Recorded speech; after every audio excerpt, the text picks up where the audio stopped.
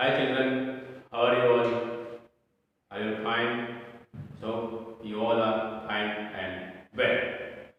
Okay, let's begin our subject SS and chapter medieval monuments. Medieval monuments.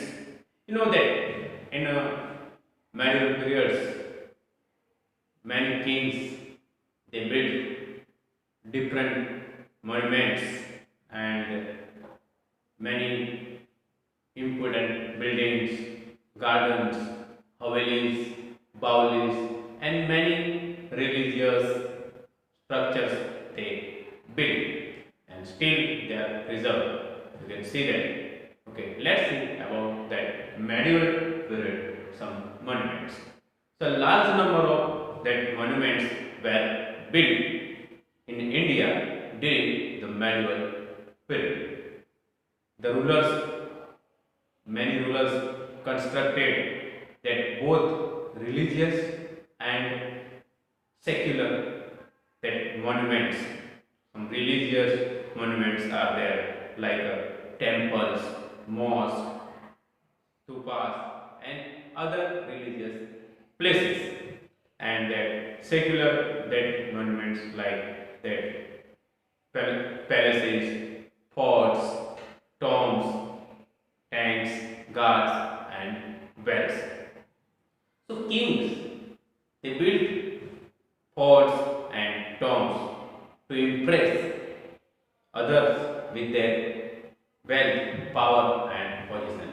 Kings were there, they building these tombs, palaces, and some other important monuments to impress others, to show their wealth. In short, to show their wealth. They built that sarais and wells, tanks, schools to gain the goodwill of the people, of the common people we can see, and for their welfare. So the king they built these all structures to show their wealth, their power, and for the welfare of the common people. A large number of temples and that mosques were constructed during the medieval period. A temple was usually named after its main deity and sometimes after its patrons. You know, constructing places of worship gave the king an opportunity. Constructing this kind of that religious places gave the king an opportunity to proclaim their close relationship with God. That close relationship with the God. This gave them the right to justify. This thing gave them the rights to justify that their rules allowed and them, and they were the God's representative on the earth. In short, they tried to prove that they were the representatives of the God on the earth. Since that constructing palaces of worship was a display of rulers' power, their wealth, their position, and it displays their glory. During the battles, during the time of battles, the kings were there. That kings that often target like that tall buildings and that the buildings in the kingdoms and that attack. So medieval Hindu architecture. So medieval Hindu rulers constructed many beautiful palaces. Medieval Hindu rulers were there. They constructed many beautiful palaces. Some of which have survived till today only. Among the most that striking ones is the Man Singh's palace in the Gwalior fort. That Man Singh's palace in the Gwalior fort Among them is the most beautiful architecture work. Some other famous constructions were there. Some other famous constructions include the palaces of in Jaisalmer, then Udaipur, Jodhpur, Amber, and palaces built in Odisha, then Datia, Bundela, then all palaces are that right now they are there in the memory of that kings, and the kings built them. So surviving architecture of the both south from the 16th and the 17th century. The surviving of the architecture of 16th and the 17th century includes the Lotus Mahal in Hampi, then Chandigarh Fort Palace and the Tanjore Palace. These all are main important palaces. You can see that temple architecture. The medieval period shows a number of temples were built in the medieval period. It was constructed in different parts of the country. In different parts, different temples were constructed. The Delvara temple, the Delvara temple of the Jains built with the white marbles.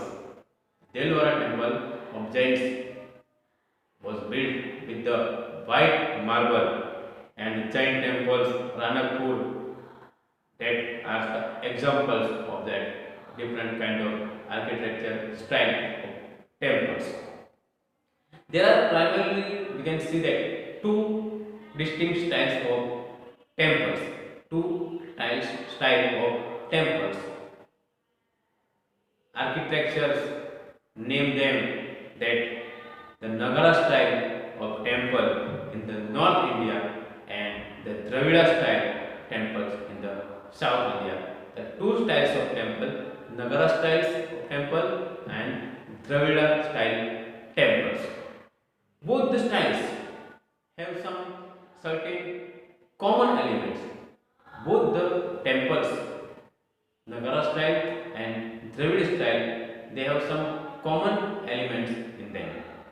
The Garbhagriha, that inside part of the temple, Garbhagriha and the Pradakshina path, that however are some features are unique. It is common in all temples. The Nagara style is marked by that curvilinear temple, Sikhara. We can see the top part of temple, Sikhara. While the Dravida style is marked by the pyramidal that temple tower, and it is called Vimana. Pyramidal that top is there, tower, it is called Vimana. The Dravidian style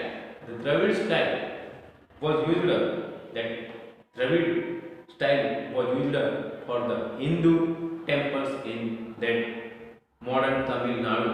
In modern Tamil Nadu, that Dravidian styles were used in the 17th century and in 18th century. So the South Indian temples consisted that the essentials for square chambers. They have square chambers, and that sanctuary Garbhagriha, which is topped by pyramidal tower shape. It is pyramidal tower shape, and the Garbhagriha is that it is like pyramidal shape. There is a Pradakshina path is common. The Brihadeshwara temple built by Cholas at Tanjore is an important example of that Dravida style. The Chola temple built by that Cholas, it is an important example of that Dravida style. It has one of the tallest that Vimanas. That temple has the tallest Vimanas, the top part ever created and crowned by single block of that granite. Other important temples we'll talk about other important temples. That Kailasnath temple built by Pallavas, then Kanchipuram, it is there. Then Meenakshi temple at Madurai, then Belur and Helemu built by the Hoysalas. So these are the important temples. In North India, we can talk about that North India now. So in North India, temples generally that consist of Garbhagriha usually set in that plan and set. Garbhagriha set plan is a clear set like a hollow cube. The plan of that temple, Garbhagriha, it is like a hollow cube, and one of more that halls arranged in that temple. The Garbhagriha is a dark, and the only opening is the entire door, which is richly decorated. A hall that Garbhagriha, like a mandapas we can call, it is there, and the Garbhagriha and the mandapas generally have sikharas. The Garbhagriha and the mandapas, they generally have sikhars, and that top is of that temple, it is that mandapa, you can say it is the tallest. The sikharas on that Garbhagriha are always most dominant, and the ceilings of walls are there that supported by the curved pillars. A number of you can see that a number of distinct that regional architectures were there. Schools developed, and in North India, among the most important is there that important styles of the North Indian style of Odisha, Central India, Rajasthan, Gujarat. We can see the same that style of temples. The style of Kashmir district from the rest of the northern, it is different from others. In India, several that aspects hardly the example of the greatest school we can see that flourished in the modern that Uttar Pradesh, Bihar, then Bengal left that standing right now. The Khajuraho temple. Now we'll talk about the Khajuraho temple built by Chandelas are very famous. The Khandaria Mahadev temple is the largest Khajuraho temple, and the Khandaria Mahadev temple is the largest of all most ornate temple in that Khajuraho. It is the well famous and well known temple, and is one of the best example of Nagara style.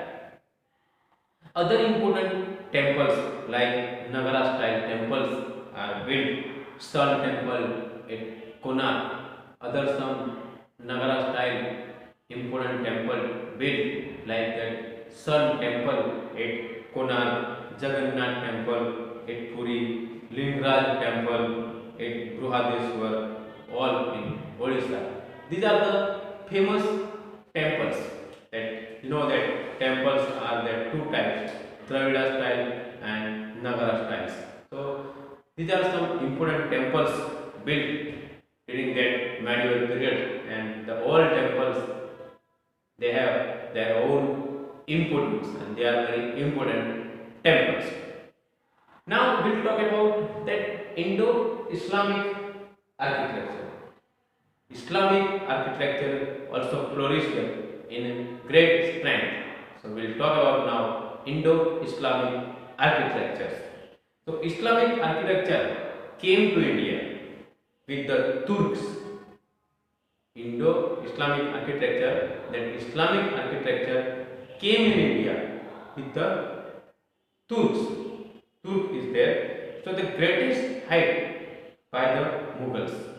One of the first thing the rulers of that Mughals they did was build houses, mosques, tombs. Their followers were that initially built in strict Islamic and many Indian architectures elements were there, adopted there. So many Islamic Mughal rulers built many different that architecture work like Shah Jahan, Akbar, Humayun. Many other kings built different mosques, bawlis, forts, tombs, palaces. So these are some monuments like the Taj Mahal, Lal Killa, Qutub Minar, that all built by that rulers of that Islamic rulers. So you can see that in this time that roof is there. You can see that the 12th century, the tremendous style that is there, architecture was constructed in the Mughal time. It is the style of roof and the doors and the windows were made by placing horizontal that beams. Windows and doors that roof were made like a horizontal that shape and across the two vertical columns were there. Earths and the dunes. The earths and the dunes, we can see that were two important that main features introduced by the Sultanate rulers. Earths and dune both were introduced by the Islamic rulers in the Mughal time in India. Earlier arches were there made using the corbel that techniques in which stones were that filled up nearly that in a particular arch like way in which that met at the top. So earlier arches were made with the bed and that mat is there in the way and it is made up of corbel. But the corbel arches were not that stable enough for making very wide gateway. That corbel arches were not enough to make that wide gateway. So thus true earth system was that introduced by the Turks. True earth system was introduced by the Turks because the gateway was not as much wide. The use of arches and their domes means that many pillars, the use of arches and domes means many pillars were not needed.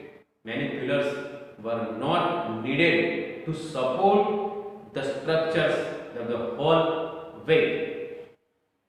The decoration of that thing is there. Floral and geometrical that designs. Floral and geometrical that designs were used to decorate that Islamic that architecture, building and fort tombs of that period. Many Hindu designs like swastika, then the lotus, bale, that were adopted by the Turks and the Mughals. An important point is there. Remember that human and that animal figures were not used in the decoration by the that Mughal rulers or Islamic architecture. That human and animal figures were not used because it was considered un-Islamic to celebrate living forms. Another reason for the large scale that destruction of temples by the Muslim rulers and invaders, that human and animal figures were not used. The Islamic rulers were there, that Islamic rulers verses, they used some Quran verses and built curved on the walls. Quran verses they curved on the wall of that architecture. So these are some important points about that Islamic architecture work, and this is important things are there about the major Hindu architectures, temples, then Indo-Islamic architectures. In that, decoration is their earth and domes that they are decorating with some different kind of that symbols from Hindu architect they accepted like swastik, then whale symbol, swastik symbol, lotus symbol they accepted. But they did not use that human and animal figures because they were un-Islamic, and these are figures that did not use by that Mughal architectures. This is a nice chapter about that. I hope you understand this well.